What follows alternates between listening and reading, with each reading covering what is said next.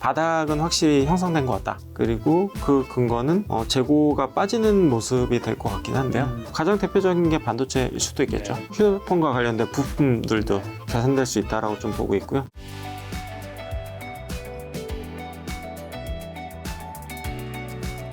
자, 이번에 이제 섹터 좀 점검하는 시간 가져보려고 하는데, 좀 어떤 섹터들이 요즘 좀 관심 가지면 좀 좋을까요? 저희 회사가 지금 네. 가장 많이 이제 갖고 있는 업종을 굳이 이제 선별하자고 하면은, 네. 약간 좀 의외의 업종일 수 있는데 저희가 화학 업종을 제일 많이 가지고 있어요. 그래서 이제 화학 업종, 그리고 여행과 관련된 업종, 네. 그리고 이제 운송 관련된 업종, 그리고 뭐 IT, 뭐 화장품, 뭐 요 정도 순으로 좀 많이 갖고 있는 것 같거든요. 네.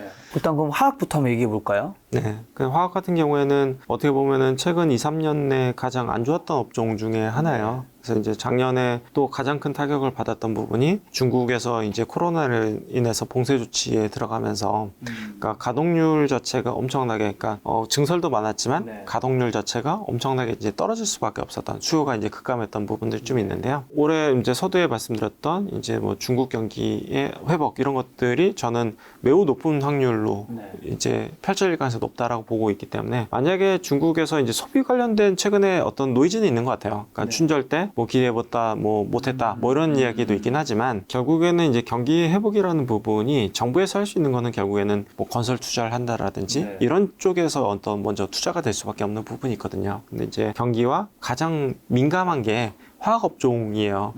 그러다 보니까 이제 화학업종 같은 경우는 좀 더 이제 생소하실 수도 있겠지만, 네. 예를 들어서 뭐 건설 투자를 한다라고 하면은 뭐 PVC라든지 뭐 PP 제품이라든지 네.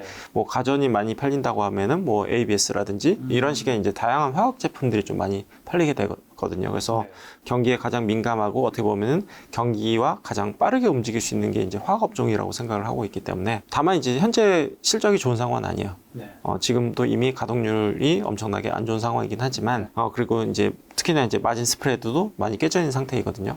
이제 저는 이제 아까 말씀드렸던 이제 중국, 그리고 최악의 관점, 그리고 턴어라운드 관점에 뺏어 봤을 때는 저는 화학 업종이 굉장히 좀 가볍게 움직일 수 있다라고 보고 있기 때문에 네. 저는 굉장히 좀 좋게 보고 있고요. 그리고 특히나 이제 화학의 업황을 좀 비교해서 볼 수 있는 부분이 저는 이제 두 가지라고 생각하는데, 네. 첫 번째는 중국의 화학 제품 가격이거든요.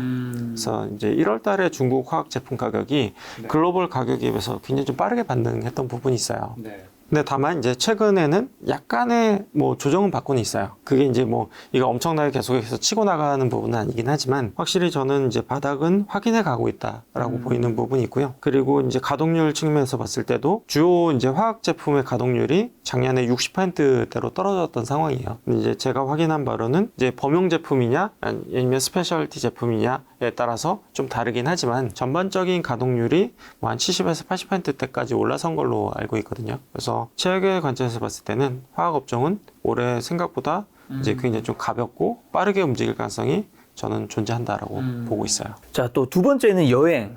여행에는 뭐 항공, 호텔, 카지노들이 네. 있을 텐데 좀 네. 말씀해 주시죠. 근데 최근에 이제 항공 업종에 대해서 저는 비중을 굉장히 좀 늘렸던 부분이 있는데요. 네. 왜냐하면 지금 뭐 여행을 해보시면 아시겠지만 항공기 가격이, 그러니까 표 가격이 엄청나게 비싸요. 그래서 이제 못 굉장히 나가봐서 모릅니다.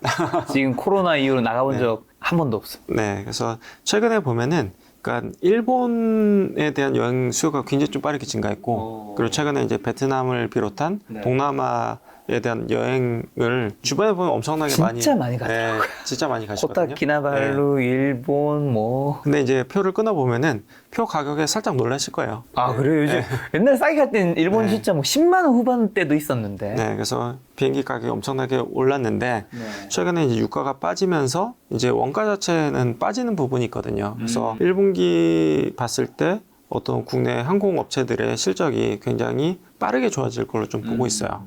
그렇기 때문에 이제 항공업체들 같은 경우에는 지금 주가가 반등하긴 했지만 굉장히 좀 서프라이즈한 실적까지 기대할 수 있지 않을까라고 생각하고 있기 때문에, 뭐 서프라이즈한 실적이 나온다고 하면은 실적을 확인하고 다시 한번 추가적인 강세 가능성이 저는 열려 있다라고 보고 있기 때문에 뭐 항공도 좀 좋게 보고 있는 부분이 있고요. 그리고 이제 카지노 같은 경우에는 작년 하반기, 그러니까 뭐 11월, 12월부터 그러니까 BEP 수준을 넘어서기 시작을 했는데, 그러니까 국내 카지노 업체들의 수익의 대부분은 그러니까 중국인 VIP 고객이 뭐 예를 들어서 한 60, 70% 정도 차지하고, 그리고 뭐 한 20-30% 정도 일본인 VIP가 차지하고, 그러니까 그 밖에로 이렇게 구성이 되어 있거든요. 근데 지금 중국인 VIP에 대한 입국은 거의 제로 수준이라고 보면 돼요. 근데 작년 하반기부터 일본인 VIP들의 입국이 늘어나기 시작을 했고, 일본인 VIP 고객들의 매출만으로 지금 BP를 넘어선 상태예요. 예, 그 얘기는 뭐냐면은 일본인 VIP가 유지되는 가운데 중국인 VIP가 조금이라도 유입이 돼도 그건 이제 그대로 이익으로 나눈다는 얘기거든요. 그렇기 때문에 뭐 카지노 업계도 올해 연간으로 봤을 때 지금 계단식으로 계속해서 입국자 수도 증가하고 매출액도 증가하고 있기 때문에 뭐 하반기로 갈수록 더 강해질 거기 때문에 뭐 여기에 대한 기대감도 충분히 가져볼 만하다 이렇게 생각하고 있고요. 호텔은요? 호텔은 카지노랑 같이 가는 거기 때문에 예, 같이 좋아진다 이렇게 보면 될 것 같아요. 자, 그 다음은 해운조선은요? 그 해운 같은 경우에는 사실 경기랑 이것도 화학하고 사실 비슷하다고 보면 돼요. 그러니까 경기랑 엄청나게 민감하게 작용을 하는데 컨테이너 지수도 그렇고 벌크 지수도 그렇고 코로나 때 엄청나게 올랐던 게 엄청나게 지금 폭락을 한 상태이고요. 그래서 거의 뭐 한 5년 내 최저치에 수렴할 정도로 굉장히 좀 낮은 수준에 이제 수렴해 있는 상태인데 저는 가장 주목하는 거는 이제 벌크 운임 지수를 좀 주목을 하고 있어요. 왜냐면은 벌크라는 부분이 결국에는 뭐 원자재 가격, 원자재를 이제 움직이는 게 벌크라고 보면 되거든요. 그러면은 중국 경기가 소비가 회복되고 경기가 회복되고 중국의 공장의 가동률이 올라가게 되면은 결국 화학 제품이 됐든 철강이 됐든 석탄이 됐든 어떤 원자재든 더 많이 수입을 하고 더 많이 수출을 해야 되는 상황이 펼쳐질 거거든요. 그러면은 지금 5년 내 최저 수준의 운임 지수에 수렴해 있다라고 하면은 결국에는 저는 시간의 문제일 뿐 그게 3월이냐 4월이냐 5월이냐 뭐 이 부분은 알 수는 없겠지만 시간의 문제일 뿐 저는 반등 가능성이 굉장히 높게 보고 있기 때문에 저는 투자 매력이 굉장히 높다 이렇게 보고 있고요. 자, 마지막은 IT입니다. IT는 굉장히 좀 고민스럽기는 한데 바닥은 확실히 형성된 것 같다. 그리고 그 근거는 재고가 빠지는 모습이 될 것 같긴 한데요. 그러니까 재고가 왜 빠지냐를 보면은 결국엔 두 가지 측면, 그러니까 가동률을, 그러니까 캐펙스를 좀 줄여서 이제 나올 수 있는 부분을 좀 줄이고 또 한 가지 부분은 그러니까 안 좋았던 수요가 회복되는 그 이 두 가지가 나타나야 되는데 저는 수요 회복도 충분히 나타날 만하다. 왜냐면은 이제 작년 같은 경우에는 연간으로 봤을 때 월별로 휴대폰 소비량 판매량 자체가 글로벌하게 봤을 때 한 15% 정도 빠졌고요. 근데 이제 그 빠졌던 이유 중에 이제 두 가지가 유럽에서 이제 러시아 우크라이나 전쟁으로 해서 유럽의 수요가 빠졌고요. 그리고 이제 중국이 코로나 봉쇄 정치 조치로 인해서 이제 사람들이 못 움직이지도 못했고 소비도 못하면서 휴대폰 교체도 못한 거죠. 그러다 보니까 거의 한 15에서 20%씩 계속 빠졌어요. 근데 반대로 생각해 보면은 이제 러시아 우크라이나 전쟁에 대한 여파는 뭐 작년 초부터 이제 여파를 많이 미쳤기 때문에 베이스가 낮은 수준으로 이제 깔렸기 때문에 거기보다 더 위축이 되지만 않으면 되는 그런 부분이 있고요. 중국도 마찬가지로 코로나 봉쇄 조치가 작년 연간 동안 계속됐었는데 올해는 이미 좀 풀기 시작을 했고 이제 소비도 작년보다 개선된다고 봤을 때는 이제 소비량 자체가 회복될 가능성이 있다라고 좀 보는 게 합리적일 것 같아요. 그래서 이제 이런 합리적인 추론을 봤을 때는 어찌됐든 작년보다는 올해 IT 경기도 좀 좋아지는 게 맞지 않나라고 좀 보고 있기 때문에 뭐 가장 대표적인 게 반도체일 수도 있겠죠. 또 다른 IT는 어떤 거 말씀하시는 거죠? IT 중에서 이제 그 휴대폰의 판매량도 개선되면서 휴대폰과 관련된 부품들도 개선될 수 있다라고 좀 보고 있고요.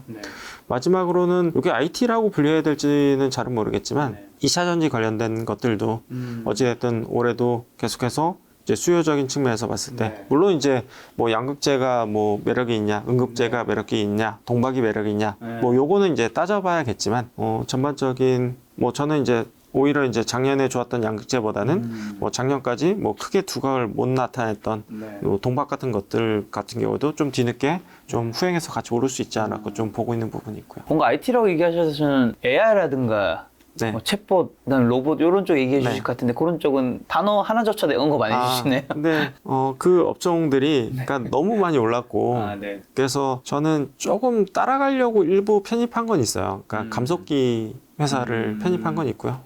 왜냐하면 이제 밸류에이션이 여전히 합리적이고 그리고 그 시장이 앞으로 커갈 게 눈에 보이는 것도 이제 확실한 트렌드는 맞는 것 같아요. 근데 다만 현재는 거의 이익을 못 벌고 있는데 그런 기업들이 뭐 수천억, 수조 원의 시가총액이 되는 거는 그러니까 너무 이제 선반영된 부분이 있다 보니까 제가 따라가기에는 좀 무리가 있다라고 좀 보고는 있고요. 또 개인 투자자분들도 그런 데서 좀 조심해야 되는 부분이 네. 있는 거겠네요. 뭐 그런 주식들은 사실 현재로서는 뭐 기대감은 있지만 눈으로 확인되는 부분은 아직은 없고요. 그리고 뭐 선행해서 많이 올랐다라고 하면은 반대 케이스도 뭐 가정을 해볼 수 있기 때문에 빠르게 오른 만큼 또 빠질 때는 또 빨리 빠질 수 있는 부분도 있고요. 그리고 만약에 시장이 안정화된다라고 하면은 어떻게 보면 시장이 좀 불안할수록 그런 주식들이 더 각광을 받는 것 같아요. 왜냐면 조금 더 불안하다 보니까 조금 더 성장 내지는 사람들이 많이 몰리는 곳에만 돈이 한꺼번에 쏠리면서 이제 그런 주식들이 많이 오른 부분이 있지만 만약에 경기가 전반적으로 좀 턴하고 시장이 좀 안정적으로 바뀐다라고 다시 돈이 좀 하면은 빠져나갈 수 오히려 이제 반대로 이제 자금이 흘러갈 수 있는 부분들도 존재하니까요. 그럼 올해 같은 장에서는 좀 포트폴리오 좀 최적으로 좀 어떻게 구성하면 좀 좋을까요? 저는 이제 노멀한 수준의 주식 비중이 한 60% 정도 된다고 생각을 해요.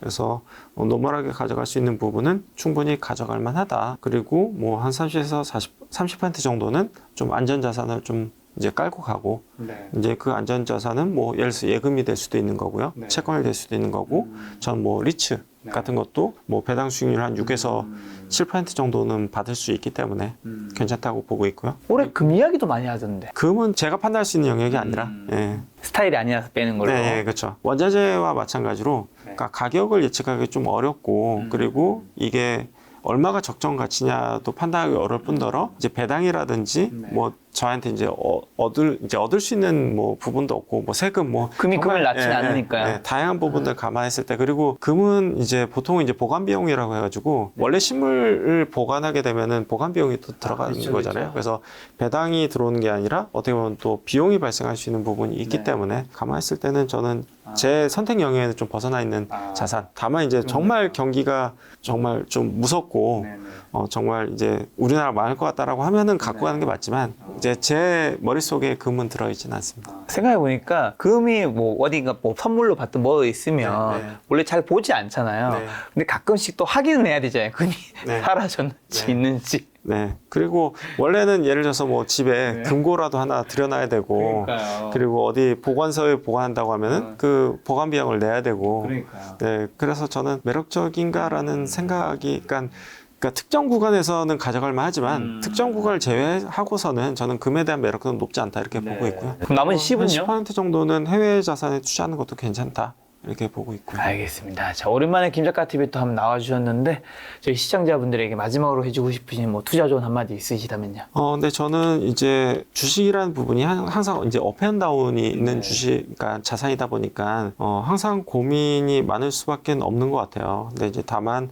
이제 주식으로 이제 큰 부를 이루신 분들 보면은 이런 어려운 상황에서도 항상 꾸준히 들고 가셨던 분들이 결국엔 돈을 벌었던 부분들이 있거든요. 그래서 저는 뭐 가장 좋은 거는 이제 개별 주식을 골라서 투자할 수 있다라고 하는, 그러니까 그 정도의 능력이 있다라고 하면 베스트이지만 뭐 그게 아니다라고 하면은 적어도 그러니까 마켓 타이밍을 좀 너무 노리진 않았으면 좋겠다. 그래서 내가 주식에 투자해야겠다라고 생각하면은 일정 부분의 자산은 발을 항상 담가놓는 게 좋고, 다만 이제 그 리스크에 대한 어떤 그 민감도 정도는 개인마다 다 다를 수 있기 때문에 거기에 따른 자산 배분은 일정 부분 가능해도 주식은 그냥 쭉 들고 가고 그냥 예금처럼 계속해서 내가 돈이 생길 때는 돈을 더 넣는 자산 이렇게 좀 인식해 주시면 좋지 않을까라는 생각을 하고 있습니다. 그럼 만약에 개별 주식을 선별할 정도의 능력이라든가 네. 아니면 시간, 노력이 없는 분들은 네.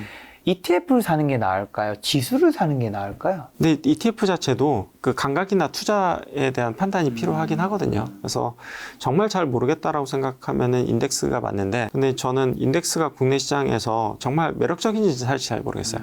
전반적으로 우상향하는 시장이라고 하면은 인덱스도 매력적일 수는 있겠지만 우리나라는 시기별로 이 종목 피킹이나 어떤 그런 업종에 대한 선택이 되게 중요한 시장이라고 생각을 하고 있기 때문에 뭐 좀 좋은 펀드를 고를 수 있다고 하면 오히려 더 제일 좋을 수는 있다 이렇게 보고 있고요. 알겠습니다. 오늘 이제 대표님과 인터뷰 시간을 통해서 많은 분들이 개별 종목 잘 좀 피킹할 수 있는 시간이 되었으면 좋겠다는 생각이 들었습니다.